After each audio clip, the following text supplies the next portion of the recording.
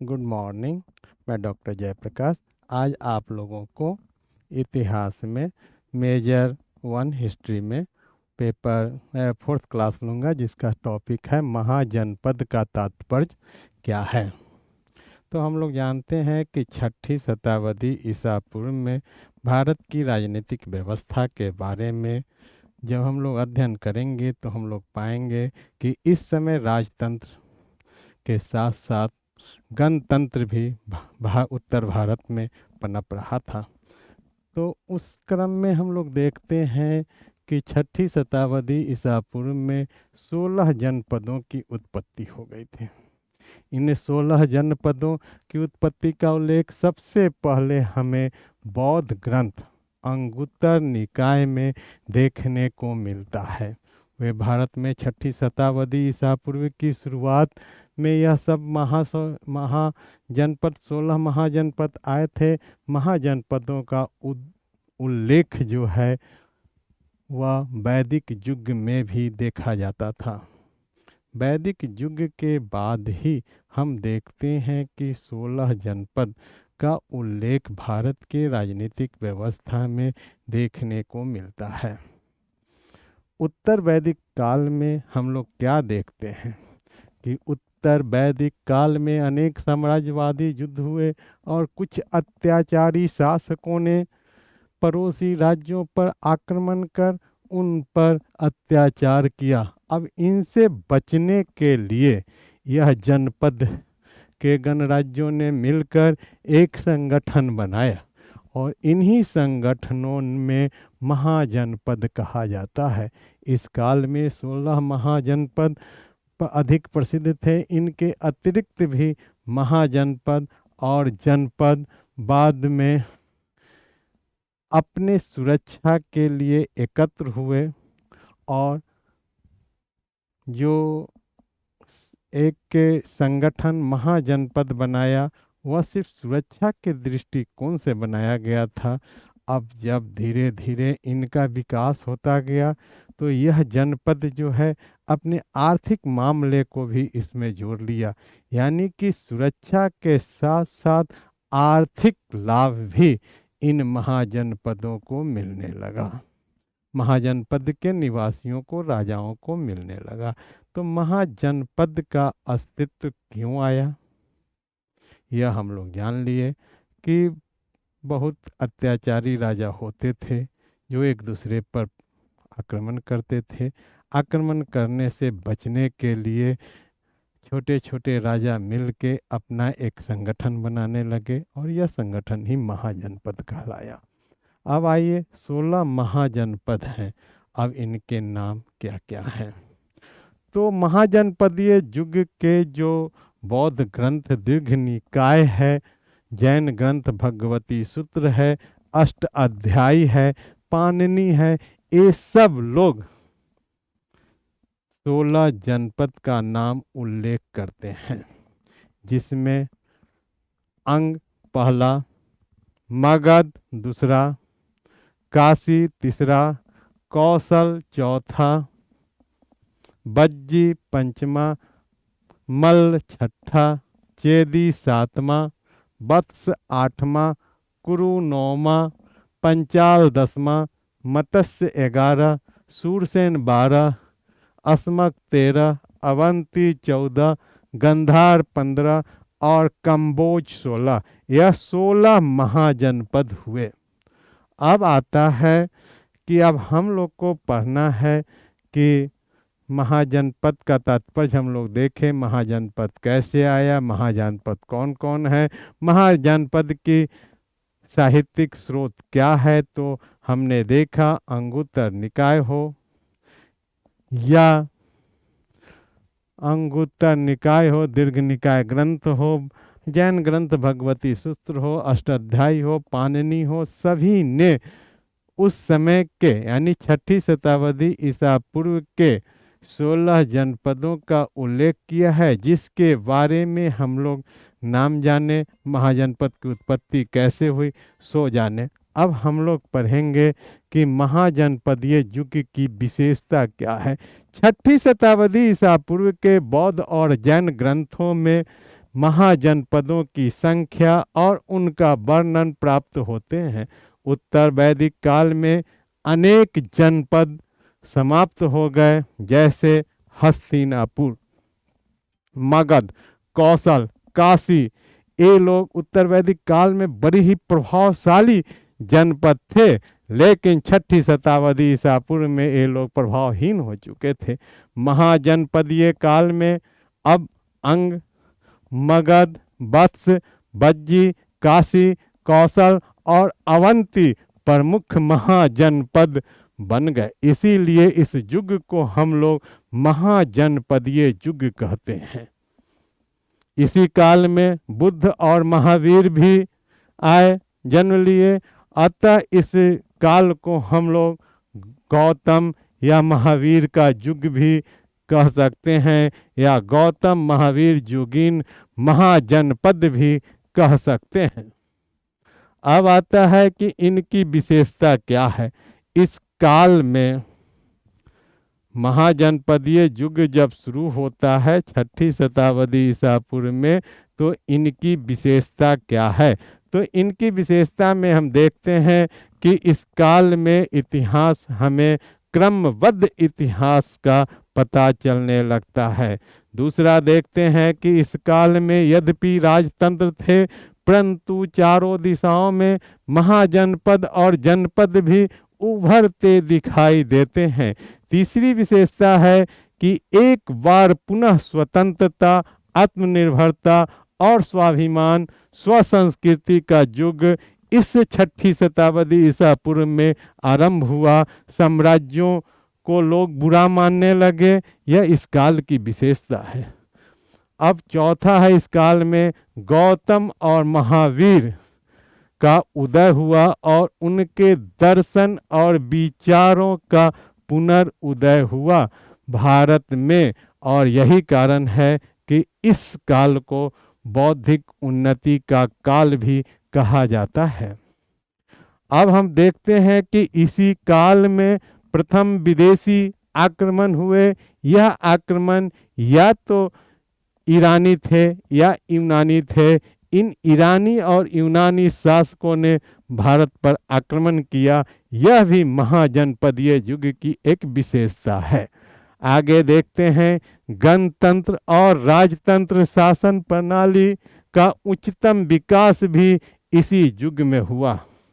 जहां गणतंत्रीय शासन प्रणाली अपनी चरम सीमा तक पहुंची, वहीं हम देखते हैं कि मगध जैसे राज्य में भी राजतंत्र भी अपने चरम सीमा पर विकास किया। इसका वर्णन भी इसी युग में प्राप्त होता है।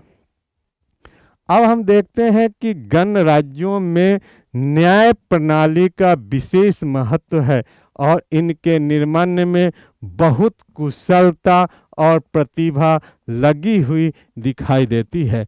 न्याय प्रणाली के लिए चाहे वह राजतंत्र हो या गणतंत्रीय जो भी महाजनपद हो, हर जगह न्याय प्रणाली जनता के हित में कितने सुचारू रूप से लागू किए जाए, इन सब पर काफ़ी ध्यान दिया गया। साम्राज्यवाद और गणतंत्र में संघर्ष हुए और निरंकुश राजतंत्र घटने लगे और शक्तिशाली राजतंत्र घटने लगे। तो हम लोग देखते हैं कि इस महाजनपदीय युग की एक विशेषता यह है कि राजतंत्र गणतंत्र को समाप्त करना चाहते थे, गणतंत्रीय देश राजतंत्रीय व्यवस्था को समाप्त करना चाहते थे। आपसी संघर्ष हुए। इस संघर्ष में हम देखते हैं कि गणतंत्रवादियों की विजय हुई, उनकी महत्ता बढ़ी, उनके शासन से वहाँ के जनता को काफ़ी लाभ हुआ, तो राजतंत्र का महत्व घटने लगा। शक्तिशाली केंद्रीय शक्ति के अभाव भी इसी युग में उत्पन्न हुए। अब हम देखते हैं कि उत्तर भारत की राजनीतिक दशा पर अध्ययन करते हैं तो देखते हैं कि यहाँ तो 16 महाजनपद थे, तो कोई केंद्रीय शक्ति कैसे होगी। इतने बड़े महादेश में यह 16 भागों में बटे हुए थे, तो इसका स्वाभाविक अर्थ बनता है कि केंद्रीय शक्ति इस युग में एकदम कमजोर थी। यह महाजनपदीय शासन व्यवस्था का विशेषता है। अब हम लोग पढ़ेंगे कि महाजनपद में शासन प्रणाली कैसे चलाई जाती थी। तो सभी महाजनपदों में समान प्रणालियां नहीं थी। महाजनपदों के निर्माण की भी दो प्रणाली थी, शासन प्रणाली की भी दो विधियां थी। कैसे इनका निर्माण होता है? तो अप्रत्यक्ष निर्वाचन और प्रत्यक्ष निर्वाचन के द्वारा दो प्रकार से शासन प्रणाली चलाई जाती थी। तो अप्रत्यक्ष निर्वाचन में क्या होता था?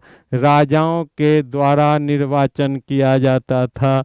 इस प्रणाली में जनपदों के राजा अपने में से किसी राजा को महाजनपद के गणराज्य के राजा चुन लेते थे और चुनाव करता राजा महाजनपदीय गणराज्य का सदस्य होता था तथा किसी भी सदस्य राजा को यह पद दिया जा सकता था। तो ऐसे गणराज्य को राज शब्द दोपजीवी कहते थे। ऐसे गणराज्य महाजनपद के ऐसे राजा, जो बहुत सारे राजाओं में से किसी एक राजा को हम लोग महाजनपद का राजा चुन लेते थे और उनके लिए राज शब्द जोपजीवी शब्द का प्रयोग करते थे। इनके पास नियमित सेना थी। लिच्छवी, पंचाल और मल्ल ऐसे ही महाजनपद थे जहां हम देखते हैं कि अप्रत्यक्ष शासन प्रणाली, अप्रत्यक्ष ढंग से राजा का चुनाव होता था। यानी कि उस राज्य के सभी छोटे छोटे राजा, जनपद के राजा मिलके एक महाजनपद, लिच्छवी हो, मल्ल हो, जिस तरह के जनपद थे, उस अपने राजाओं में से किसी एक को ये लोग राजा चुन लेते थे और उनके द्वारा पूरे महाजनपद का शासन का संचालन किया जाता था। अब हम लोग पढ़ेंगे जनता द्वारा निर्वाचन। तो इस प्रकार के महाजनपद में राजा का निर्वाचन जनप्रतिनिधियों के द्वारा अप्रत्यक्ष रूप से होता था, परंतु इसकी अपनी कोई नियमित या वेतनिक शासन सेना नहीं होती थी। इनके नागरिक स्वयं सैनिक भी होते थे, कृषक भी होते थे। शांति काल में कृषि का कार्य करते थे और युद्ध काल में ये सैनिक का कार्य करते थे। अतः प्रत्येक को सैनिक शिक्षा अनिवार्य थी। इसी कारण प्रत्येक को सैनिक शिक्षा अनिवार्य थी। यानी वह युद्ध काल में तो युद्ध करेंगे, सैनिक के रूप में अपने आप को स्थापित करेंगे, युद्ध के लिए मोर्चे पर जाएंगे, लेकिन शांति काल में वही राज्य में शांति व्यवस्था तथा कृषि का कार्य भी संभालेंगे। यौध्य राज्य में इसी प्रकार का राज्य था, जिसके कारण इसके राजा को आयुधजीवी कहा जाता था। अब तीसरा शासन प्रणाली की विशेषता है नागरिकता। इन महाजनपदों में नागरिकता कैसे दी जाती थी, यह जरूरी है। तो महाजनपदों और जनपदों में जन्म से ही सभी समान नागरिक होते थे तथा स्वतंत्रता का उपभोग करते थे। गणराज्यों के पदाधिकारी वंश या व्यक्ति विशेष को नहीं, बल्कि प्रतिभा और गुणों के आधार पर बनाए जाते थे और सभी को गणराज्य के अनुशासन का पालन करना पड़ता था। हम देखते हैं कि इस प्रकार जो भी पदाधिकारी होते थे वह गुण के आधार पर उनका चयन होता था, प्रतिभा के आधार पर उनका चयन होता था, वंश के आधार पर चयन नहीं होता था। महाभारत में जहाँ नागरिकता के संबंध में चर्चा है, वहीं यह भी स्पष्ट है कि प्रथम प्रकार के गणराज्य में केवल राजवंश के व्यक्ति ही राजा बनाए जाते थे। इस प्रकार प्रथम प्रकार के गणराज्य में सम्मान और विशिष्ट नागरिकताएं, दो प्रकार के नागरिकताएं पाई जाती थी। यह हुआ इनके महाजनपद काल में। नागरिकता का चयन कैसे होता था, तो नागरिकता के चयन के बाद हम देखेंगे कि महाजनपद राज्य में कुछ गणतंत्रीय राज्य भी थे। तो यहाँ पर गणतंत्रों का प्रजातंत्रात्मक स्वरूप क्या था, इसके बारे में अध्ययन करेंगे। तो किसी भी गणराज्य में राजा निरंकुश नहीं होता था, सत्ता विभिन्न व्यक्तियों में बटी होती थी, यानी सत्ता का विकेंद्रीकरण होता था। गण परिषदों का उन पर पूर्ण नियंत्रण होता था और यह गण परिषद व्यवस्थापिका के रूप में कार्य करती थी। अब आता है कि राजा के अधिकार और कर्तव्य क्या है। जो राजा महाजनपद के बन गए, उनके अधिकार और कर्तव्य क्या हैं। तो प्रत्येक गणराज्य का राजा प्रमुख पदाधिकारी होता था। राज्य में शांति व्यवस्था और आक्रमण होने पर देश की सुरक्षा करना, अपराधियों से आम जनता की सुरक्षा करना, इनके प्रमुख दायित्व होते थे। परंतु गण परिषद के द्वारा बनाए गए नियम और संविधान का पालन उनका सबसे प्रमुख कर्तव्य था कि गण परिषद के द्वारा जो भी नियम बनाए गए हैं, उस नियम के अनुसार ही राजा अपने कार्य करें। उस नियम से इतर कार्य नहीं कर सकते थे। यदि राजा इस तरह की मनमानी करते तो व्यवस्थापिका सभा यानी गण परिषद उन पर नियंत्रण रखती थी। अब आता है कि जहां राजा वंशानुगत होते थे, वहां भी इसी प्रकार के अधिकार और दायित्व थे। अयोग्यता के कारण यदि राजा अयोग्य हैं तो आम जनता उनके वंश क्रम को, यानी उन पर उनके वंश के राजा बनने की परंपरा को समाप्त भी कर सकते थे और करते थे। तो राजतंत्र पर गण परिषद का पूर्ण नियंत्रण रहता था। अब आइए, शासन व्यवस्था के संचालन के लिए मंत्री परिषद का भी गठन किया जाता था। राजा और गण परिषद के मध्य मंत्री परिषद होती थी। मंत्री परिषद के परामर्श से राजा अपने अधिकार और कर्तव्यों का पालन करता था। मंत्री परिषद के सदस्य धर्म का, विज्ञान का, राजनीति का, अर्थ का, युद्ध का विशेषज्ञ होते थे। जो जिस विषय के विशेषज्ञ होते थे, उन्हें ही उस विषय का मंत्री बनाया जाता था। लिच्छवी गणराज्य में 9 और मल्ल गणराज्य में 4 मंत्री होते थे। मंत्री परिषद यह मंत्री परिषद गण परिषदों के प्रति पूर्ण उत्तरदायी होते थे।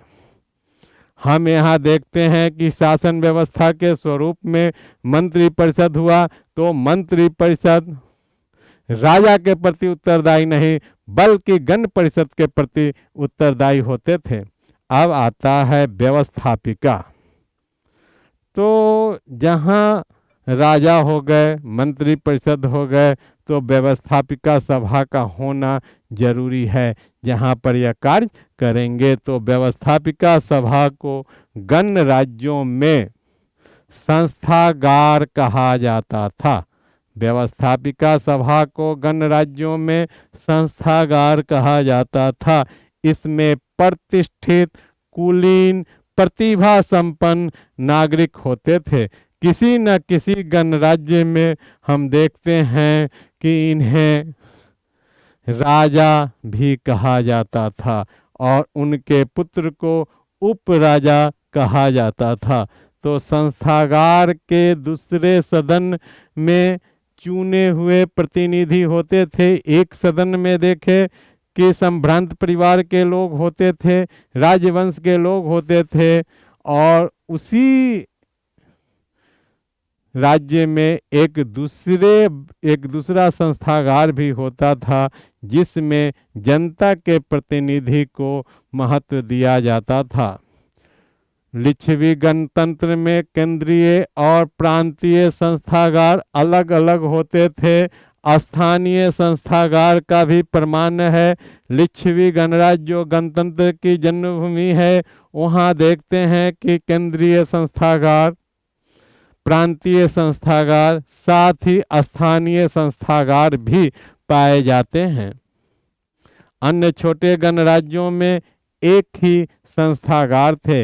यदि राज्य छोटा था, गणराज्य छोटा था, तो वहाँ एक ही संस्थागार होते थे, जिस संस्थागार में जनता के चुने हुए प्रतिनिधि, साथ ही राजवंश के लोग, कुलीन परिवार के, कुलीन समाज के लोग, संभ्रांत लोग, प्रतिभा संपन्न लोग सभी काम करते थे। जैसे मौर्य और कोलीय दो गणराज्य लेते हैं। जो छोटे गणराज्य थे, अतः उनके यहाँ भी संस्थागार थी, लेकिन एक ही संस्थागार थी।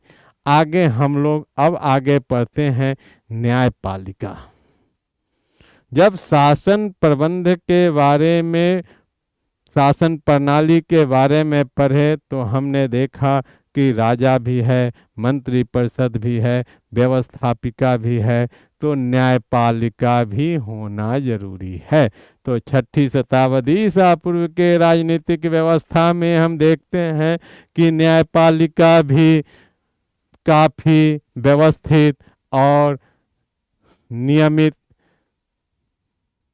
न्यायालय इस काल में होते थे, जहां न्याय कार्य किया जाता था। और इस न्याय कार्य का हेड कौन होते थे? राजा। और जनपदों के राजा जो हैं, इस प्रमुख राजा के अधीन कार्य करते थे। तो और राजा तो हेड हुए, अन्य जनपदों के उनके जो सहायक राजा थे वह भी इनके सदस्य होते थे। इनके अतिरिक्त अन्य पदाधिकारी भी होते थे। तो अन्य पदाधिकारियों में हम लोग देखते हैं कि कौन कौन होते थे। तो पहला पदाधिकारी का नाम है विनिश्चय महामात्र। इनका काम था कि यह तथ्यों को संग्रहित कर निर्णय करता था कि व्यक्ति अपराधी है या निर्दोष। इसकी जांच तथ्य का संग्रह करके विनिश्चय महापात्र का काम था कि तथ्यों का संग्रह करे और व्यक्ति को बताए कि वह अपराधी है या निर्दोष है। दूसरा पदाधिकारी है व्यवहारिक विनिश्चय महामात्र। जब विनिश्चय महामात्र किसी अपराधी को अपराध के लिए साक्ष्य जुटा लेते थे, सिद्ध कर देते थे कि ये अपराधी हैं, तो इनको दंड देने के लिए अपराधी को व्यवहारिक विनिश्चय महामात्र के पास ले जाना होता था। उनके कोर्ट में इनको दंड की व्यवस्था थी। पहले तथ्य जुटाया गया, तथ्य जुटा के अगला व्यवहारिक विनिश्चय महापात्र के पास भेज दिया जाता था कि आप इन्हें दंड दीजिए। तीसरा पदाधिकारी थे सूत्रधार। अपराध को सिद्ध करने के लिए एक कार्य करते थे। किसी को हम अपराधी घोषित कर दिए हैं, तो अपराध क्यों किया, उसके पीछे क्या रीजन था, क्या कारण था, इनकी जांच करने का काम इन सूत्रधार पदाधिकारी का था। चौथा अष्टकूलक पदाधिकारी थे। संपूर्ण कार्यवाही इनकी देखरेख में होती थी। न्याय के जो संबंधित विनिश्चय महापात्र, विशिष्ट विनिश्चय महापात्र, व्यवहारिक विनिश्चय महापात्र, सूत्रधार, यह सभी यह अष्टकूलक के समक्ष अपनी कार्य करते थे। अब इसके पश्चात अष्टकूलक जो है वह सभी प्रकरण जो उनके समक्ष हुआ है, उन सभी बातों को साक्ष्यों सहित उपराजा के पास भेज देते थे। इनका काम था अपराधी का, पहले उनके देखरेख में अपराधी का क्या हुआ उनके अपराध के तथ्य जुटाए गए, फिर उनको दंड दिया गया। दंड देने के बाद उनको उपराजा के पास इस दंड सहित भेज दिया गया कि हमने इनको ऐसा दंड दिया है। अब उपराजा जो हैं वह क्या करेंगे, यह उपराजा सूक्ष्म अध्ययन करेंगे और राजा के पास अंतिम न्याय के लिए उन्हें भेज देंगे। अष्टकुलक नीचे के पदाधिकारियों के द्वारा जो कार्य किया गया उस कार्य का वह अध्ययन किया, उपराजा के पास भेज दिया। उपराजा फिर उन सभी कार्यों का सूक्ष्म अध्ययन किया और यदि उन्हें लगा कि यह अपराध सिद्ध हो चुका है, इसमें कहीं कहीं कोई कमी नहीं है, तो वह राजा के पास इन्हें भेज देते हैं। तो इस प्रकार हम देखते हैं कि न्याय का कार्य जो है, न्याय विधान लिखित है, निष्पक्ष है और प्रजातांत्रिक है। कहीं से भी न्याय प्रणाली में कोई खोट नहीं है।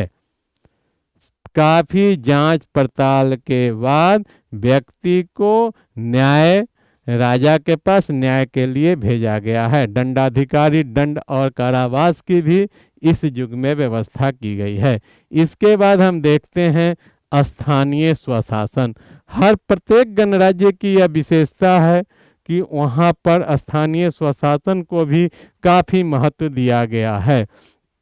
तो महाजनपदों में शक्ति और शासन को इकाइयों में बांटा गया था। जनपद हो, नगर हो, ग्राम हो में जनप्रतिनिधि स्थानीय शासकों के मदद से शासन कार्य करते थे और न्याय का भी कार्य उन्हें संचालित करना होता था।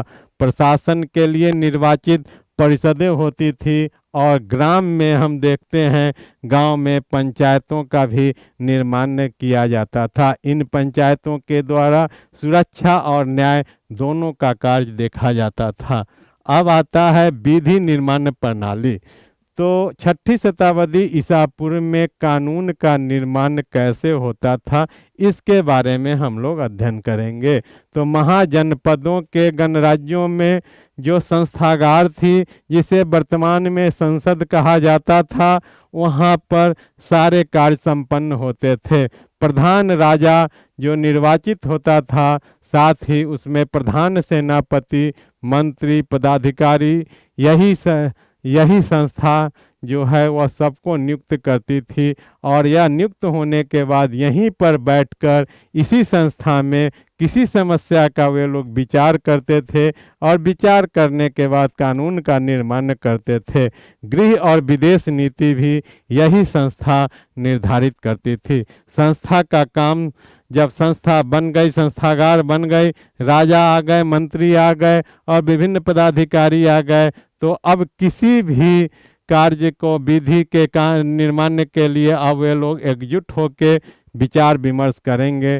तो पहले संस्थागार में वे लोग अपने एक अध्यक्ष चुनते थे। तो प्रधान राजा जो होता था वह इसका अध्यक्ष होता था और वही जब वह अध्यक्षता करता था संस्थागार का, तो उनका नाम था विन्याधर। तब वह राजा नहीं बल्कि विन्याधर कहलाता था। अधिवेशन काल में यह संस्थागार की कार्यवाही का संचालन करता था, उनका अनुशासन देखता था, उन पर नियंत्रण करता था और मंत्रणा करता था। वह भी पूरी निष्पक्षता के साथ करता था। राजा सभी पदाधिकारी को अपनी बात रखने का, मंत्रणा करने का पूर्ण अधिकार देते थे, लेकिन उसका अध्यक्षता वह स्वयं करता था। जब वह विधि निर्माण की कार्यों का अध्यक्षता करता था तो उसे हम लोग विन्याधर कहते हैं। अब संस्थागार की कार्यवाही कैसे होती थी, तो संस्थागार की बैठकों का समय निर्धारित होता था। आवश्यक या आपात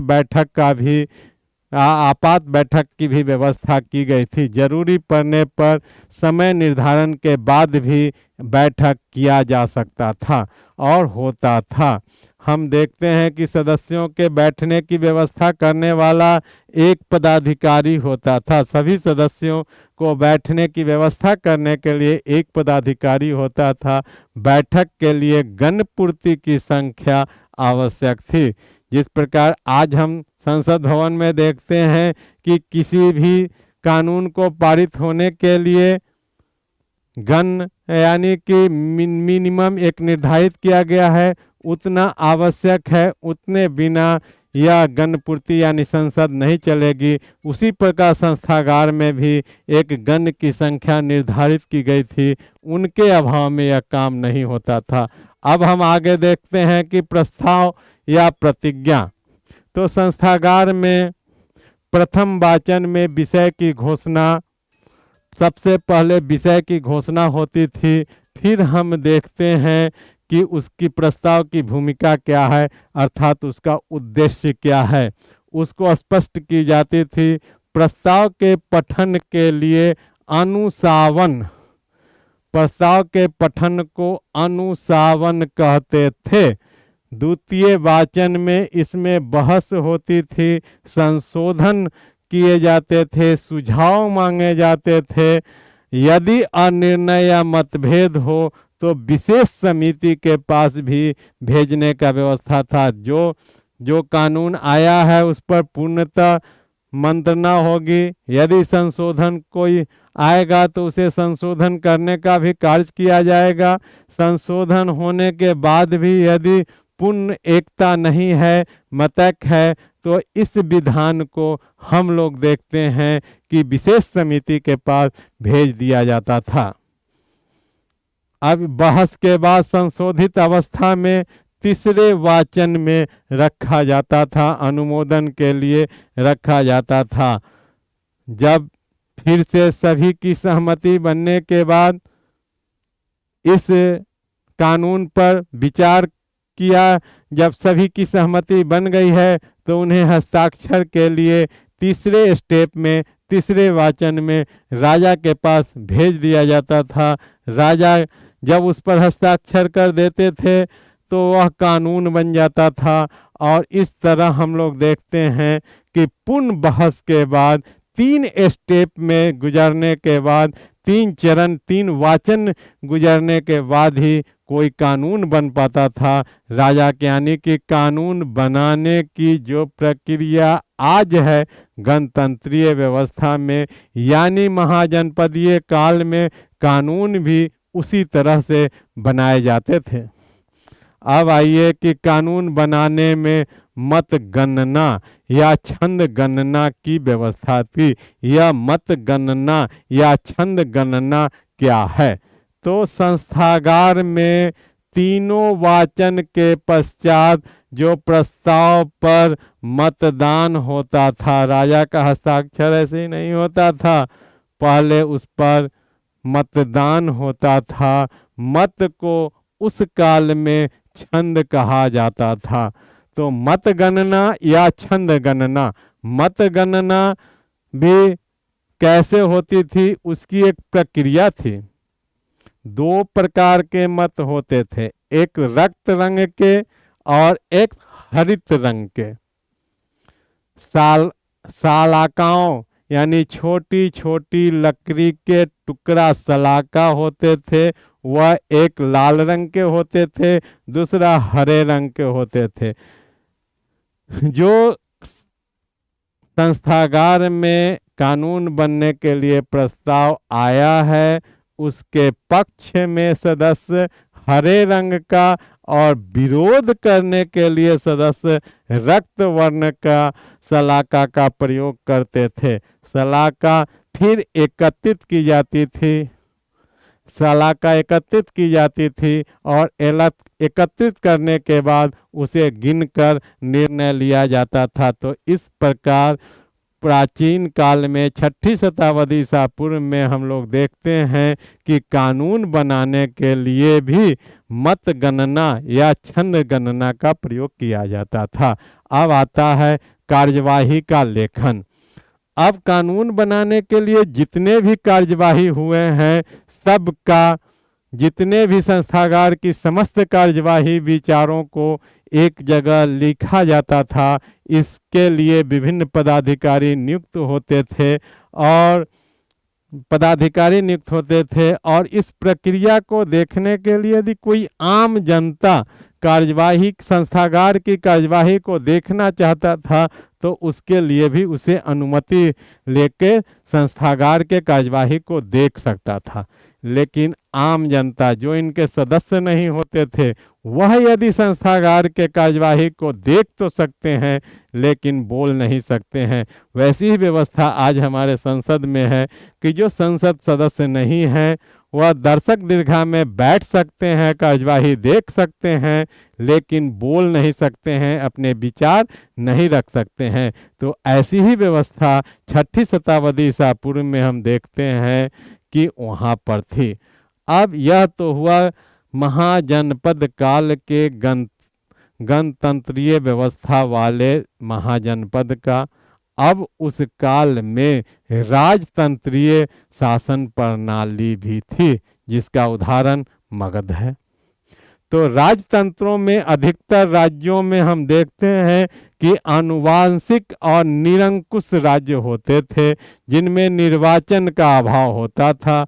राजा कार्यपालिका व्यवस्था और न्यायपालिका व्यवस्था का प्रधान होता था। उसके परामर्श के लिए मंत्री परिषद होती थी। सामान्यतः सेनापति, राजस्व कोष और पुरोहित आदि उनके मंत्री होते थे। राजतंत्रों पर से सभा समिति का नियंत्रण अब नहीं होता था जैसे पहले हम लोग देखते हैं या गणतंत्रवादी राज्यों में देखते हैं। मगध के राजा उदाहरण के तौर पर लेते हैं। मगध के राजा को उसके पुत्र ने ही मारकर निरंतर हत्याकांडों के बाद राजा बन गए। तो राजतंत्र में ताकत ही प्रमुख होती थी। राजवंश के लोग भी अपने सगे संबंधियों की हत्या करके राजा बन जाते थे। ऐसी व्यवस्था राजतंत्र में थी। हम देखते हैं कि निरंकुश राजतंत्र में कुछ राज्य अच्छे भी थे। इनके साम्राज्य भी केंद्र, प्रांत और निम्न भागों में बटे हुए थे। उनमें भी कृषि, उद्योग, व्यापार, विकास सब अच्छे गति से हो रहा था। उनके राज्यों में भी नियमित न्यायालय भी थे। तो इस प्रकार देखते हैं कि उस काल की जो विशेषता थी, स्थानीय स्वशासन, सत्ता का विकेंद्रीकरण, यह सब राजतंत्रीय शासन प्रणाली में भी देखने को मिलता था। अब हम 6ठी शताब्दी ईसा पूर्व में जो शासन व्यवस्था थी, महाजनपद और गणतंत्रीय शासन प्रणाली, राजतंत्रीय शासन प्रणाली, शासन विधि कैसे की जाती थी, न्याय का काम कैसे होता था, कानून कैसे बनता था, इन सब के अध्ययन करने के बाद हम निष्कर्ष पर आते हैं कि गणतंत्र प्रणाली भारत में ऋग्वेद काल से ही था। महाजनपदीय युग में इनका पूर्ण विकास, आदर्श और व्यवहारिक रूप देखने को मिलता है। यद्यपि यह विकास और बड़े राज्यों के आक्रमण से सुरक्षा के लिए महाजनपद बने थे, लेकिन इसमें पूर्ण प्रजातांत्रिक प्रणाली थी जिससे इनकी सफलता काफ़ी बढ़ गई और ये काफ़ी सफल राज्य साबित हुए। परंतु राजतंत्र वहीं पर उसी काल में देखते हैं कि जहां राजतंत्र था वहां और निरंकुश होते गए।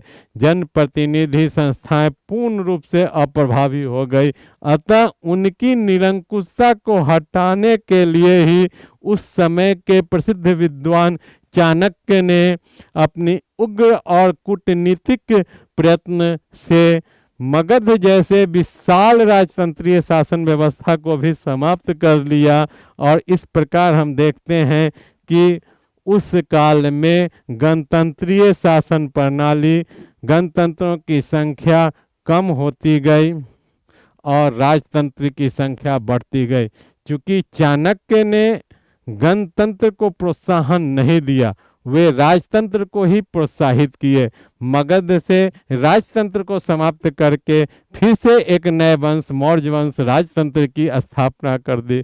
तो मौर्य वंश की स्थापना से यहाँ यह हो जाता है कि गणतंत्र कमजोर होने लगते हैं, क्योंकि इस राजतंत्रीय शासन प्रणाली में जो राजा चंद्रगुप्त मौर्य या उनके बाद के जो राजा हुए वह काफ़ी शक्तिशाली और प्रजाहितकारी थे, कल्याणकारी योजनाएं करते थे जिससे उन्हें जनता का अपार समर्थन मिलता था।